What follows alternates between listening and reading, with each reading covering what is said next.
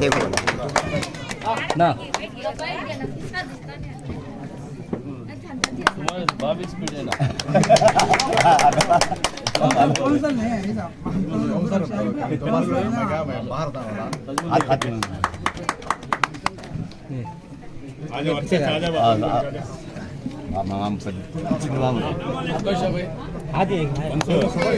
वो फोटो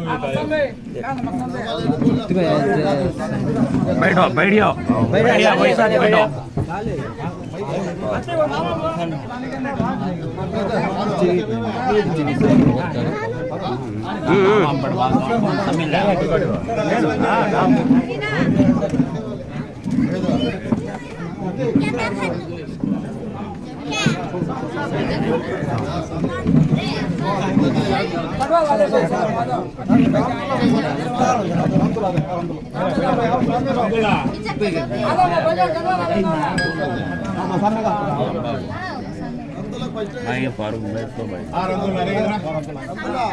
हाँ सामने नजदीक में थोड़ा गले भी लास्ट में ग्रुप फोटो लेंगे मसन में देखो पीछे खोड़िया बोल दो हां हां सामने का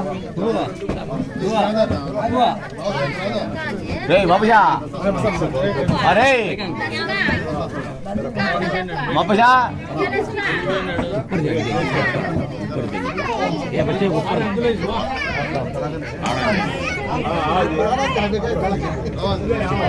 కొంచెం మా పెద్ద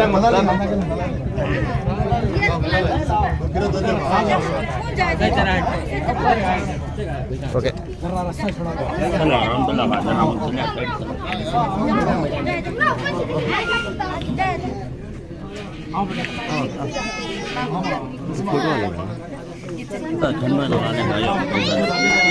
वीडियोस में निकालता हूँ मैं निकालता हूँ फोटो भी काटता हूँ खाली फोटो काटना क्लैरिटी इसमें अगर क्लैरिटी मार रहा था फोटो क्लैरिटी नहीं सर अच्छा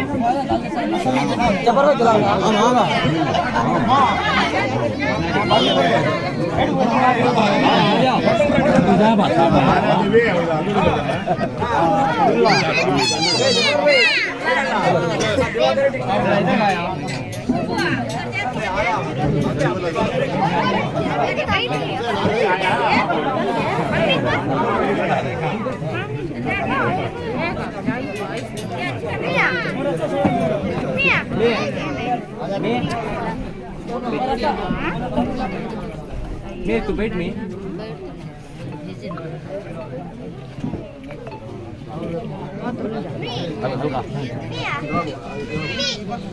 apa bola apa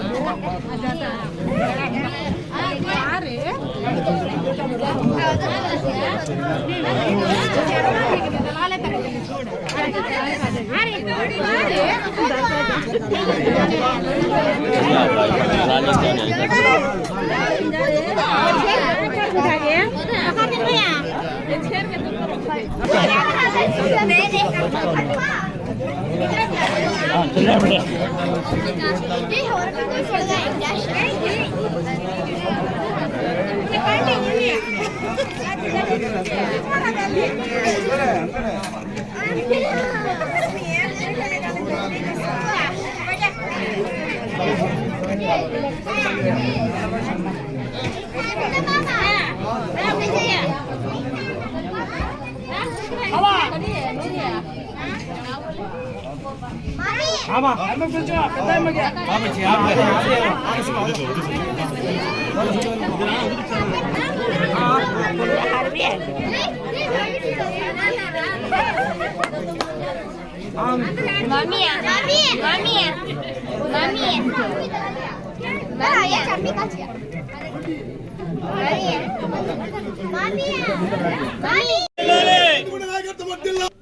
ఈ రోజున 19వ వార్డు మాజీ కౌన్సిలర్ 19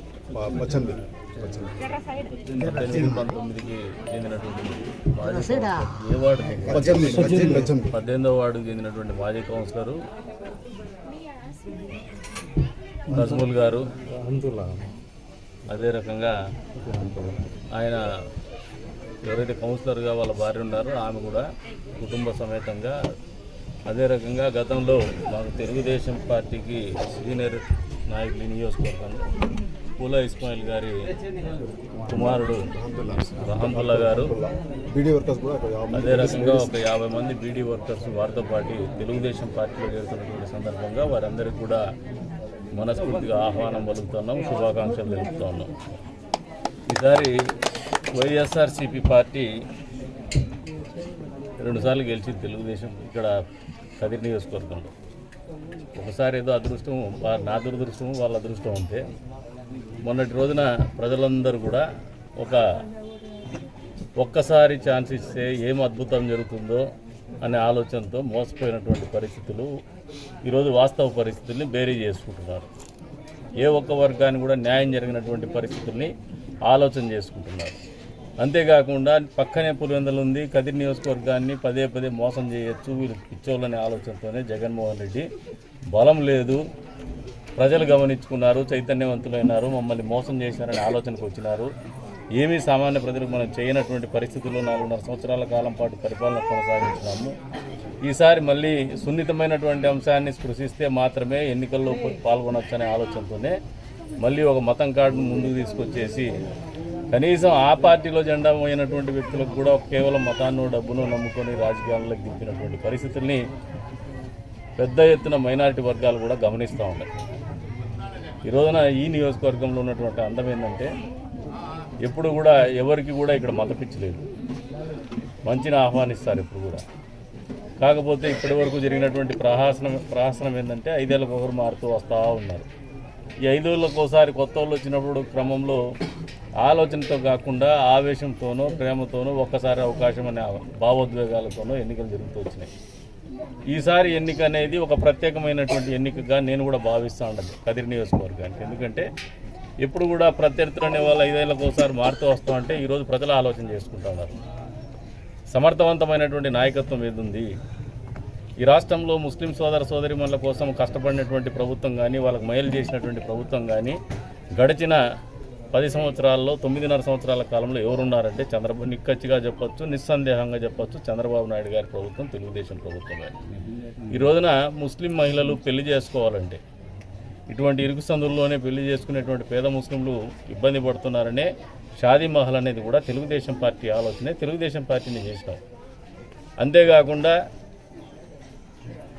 రంజాన్ తోఫా, పేద ముస్లింలు కుటుంబాల్లో పండగ చేసుకోవాలంటే ఇబ్బందులు, ఆర్థికపరమైనటువంటి ఇబ్బందుల్లో ఉంటారు, దిన కార్మికులు ఉంటారు, వీళ్ళందరికీ కూడా ఆర్థికపరమైనటువంటి ఇబ్బందులు ఉంటాయి. వాళ్ళు పండగ చేసుకోవాలంటే ఇబ్బంది పడకూడదనే ఆలోచనతోనే రంజాన్ తోఫా, చంద్రన్ రంజాన్ తోఫా. అంతేకాకుండా దుల్హన్ పథకం అనేది ఒక విప్లవాత్మకమైనటువంటి కార్యక్రమం. పేద ముస్లిం కుటుంబాల్లో 50,000 రూపాయలు వాళ్ళకి ఆర్థిక సహాయం అందించడం అనేది, వాళ్ళలో దీనికి పెద్ద ఎత్తున ఆహ్వానం పలుకుతున్నారు, దాన్ని కార్యక్రమాన్ని అందిపుచ్చుకుంటున్నారని ఆలోచన చేసినటువంటి జగన్మోహన్ రెడ్డి గడిచిన సార్వత్రిక ఎన్నికల సందర్భంగా ముస్లిం సోదరిమణులను మోసం చేస్తూ ₹1,00,000 వైఎస్ఆర్ దుల్హన్ పథకం పెడతా అని చెప్పినాడు. కానీ 4.5 సంవత్సరాల కాలం పట్టించుకున్నటువంటి దాఖలాలు లేవు. 4 సంవత్సరాల తర్వాత ఒకసారి ఆలోచన చేసుకోమంటాడు ముస్లిం కుటుంబాలని. వైఎస్ఆర్ దుల్హన్ పెట్టినాడు కానీ 10వ తరగతి పాస్ కావాలన్నాడు. వాళ్ళ మంత్రివర్గంలో పనిచేయడానికి మాత్రం 10వ తరగతి అర్హత అవసరంలా, వైఎస్ఆర్ దుల్హన్కి మాత్రము 10వ తరగతి పాస్ కావాలని చెప్పేసి అంటే చిత్తశుద్ధి లేనటువంటి కార్యక్రమం అనేది అందరూ కూడా గమనించుకోవాలా. గమనించిన తర్వాత ఒకసారి ఆలోచన చేసుకోమంటాడు ముస్లిం కుటుంబాలని. వైఎస్ఆర్ దుల్హన్ పెట్టినాడు కానీ 10వ తరగతి పాస్ కావాలన్నాడు. వాళ్ళ మంత్రివర్గంలో పనిచేయడానికి మాత్రం 10వ తరగతి అర్హత అవసరంలా, వైఎస్ఆర్ దుల్హన్కి మాత్రము 10వ తరగతి పాస్ కావాలని చెప్పేసి అంటే చిత్తశుద్ధి లేనటువంటి కార్యక్రమం అనేది అందరూ కూడా గమనించుకోవాలా. గమనించుకున్నారని కూడా నేను నమ్ముతాను బలంగా. మరి ఇటువంటి పరిస్థితుల్లో, ప్రత్యేకమైనటువంటి పరిస్థితుల్లో కదిరి నియోజకవర్గంలో ప్రత్యేకించి ముస్లిం పాపులేషన్ ఎక్కువగా ఉన్నటువంటి ఈ ప్రాంతాల్లో ముస్లిం సోదరిమణుల్లో ఒక చైతన్యం అయితే వస్తోందని చెప్పేసి బలంగా నమ్ముతున్నాం. ఈసారి తెలుగుదేశం పార్టీని కానీ, కందిగుంట ప్రసాద్ని కానీ గెలిపించడానికి ముస్లిం వర్గాలే ముందుండబోతున్నాయనేది కూడా బలంగా నేను నమ్ముతున్నాను. అది వాస్తవ పరిస్థితులుగా ప్రత్యేకంగా గమనిస్తాను. ఎందుకంటే కుల మతాలకు అతీతంగానే బతుకుతాం ఈ నియోజకవర్గంలో. ఇంతవరకు రంజాన్ పండుగ జరిగినా కూడా, లేదంటే ఈద్గాలో ప్రార్థనలు జరిగినప్పుడు, లేదు ముస్లిం కమ్యూనిటీలో ఏదైనా ఒక మంచి కానీ చెడు కానీ జరిగినప్పుడు అందరూ కలిసిమెలిసి ఉంటాం. అదే రకంగా కదిరి లక్ష్మీనరసింహస్వామి బ్రహ్మోత్సవాల్లో తిరునాళ్ళ సందర్భంగా అయినా కూడా, అదే రకంగా నరసింహస్వామి గుడి ముందు కార్యక్రమాలు జరిగేటప్పుడు వ్యాపారాలు చేసుకునే విధానంలో కూడా కులమతాలకు అతీతంగానే హిందూ ముస్లింలంతా కలిసి చేస్తారు. అంటే ఇంత ప్రత్యేకత ఉన్నటువంటి ప్రాంతం ఇది. ఇటువంటి ప్రాంతంలో భవిష్యత్తులో మళ్ళీ రాజకీయంగా లబ్ధి పొందాలనే ఆలోచనతో బహుశా కొద్దిమంది రెచ్చగొట్టేటువంటి కార్యక్రమాలు కూడా చేసి ప్రయత్నం చేస్తారు. ప్రజలు కూడా అప్రమత్తంగా ఉండండి, కులమత ద్వేషాలలోకి పడద్దండి, ఆ ఆలోచన రానివ్వద్దండి. ఈ ప్రాంతానికి మంచి ఎవరితో జరుగుతుంది, ఏ పార్టీతో జరుగుతుందో ఆలోచన చేయండి. కలిసిమెలిసి సంతోషంగా బతికేటువంటి పరిస్థితిలోకి ఏ ప్రభుత్వం ఆలోచన చేస్తుంది, ఏ నాయకుడు ఆలోచన చేస్తున్నాడో ఆలోచన చేసుకోమంటున్నాను. అంతేకాకుండా ఈ ప్రాంత అభివృద్ధికి అవగాహన ఉన్నటువంటి నాయకత్వాన్ని ప్రోత్సహించమని చెప్పేసి కోరుతా ఉన్నాను.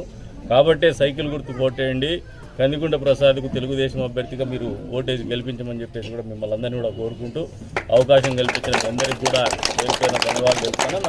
అంతేకాకుండా ఈ రోజున పార్టీని గత కొన్ని సంవత్సరాలుగా కాంగ్రెస్ పార్టీలో ఉంటూ కాంగ్రెస్ పార్టీలో కౌన్సిలర్గా కూడా చేసి ఆ పార్టీని వదులుకొని అదేవిధంగా మళ్ళీ వైఎస్ఆర్సీపీ పార్టీలో కూడా కొనసాగినటువంటి కుటుంబాలు మమ్మల్ని నమ్మి తెలుగుదేశం పార్టీలో వచ్చినటువంటి సందర్భంగా వాళ్ళని ప్రత్యేకంగా ఆహ్వానిస్తున్నాను. ఒకటే చెప్తా ఉన్నాను, మీరు ఏ నమ్మకంతో అయితే మమ్మల్ని ఆదరించాలనే ఆలోచనకు వచ్చి మమ్మల్ని దగ్గరికి వస్తున్నారో మీ నమ్మకాన్ని వమ్ము చేయం. ఖచ్చితంగా మిమ్మల్ని అన్ని రకాలుగా మీ వార్డులో కావచ్చు, మీ ప్రాంతంలో కావచ్చు, మీ మనుషుల దగ్గర కావచ్చు, మీ గౌరవం ఉండే రకంగానే భవిష్యత్తులో మేము రాజకీయాలు చేస్తామని చెప్పేసి కూడా ఈ వేదిక మీద నుంచి వారికి తెలియజేసుకుంటూ రాత్రింబౌళ్ళు కష్టపడండి, రోజు కూడా ప్రతి ఓటర్ని కలవమని చెప్పేసి కూడా వాళ్ళని కోరుతా ఉన్నాను. మేము కూడా రేపటి రోజు నుంచే జనాలకు పోయేటువంటి కార్యక్రమం కూడా మొదలు పెడతాను.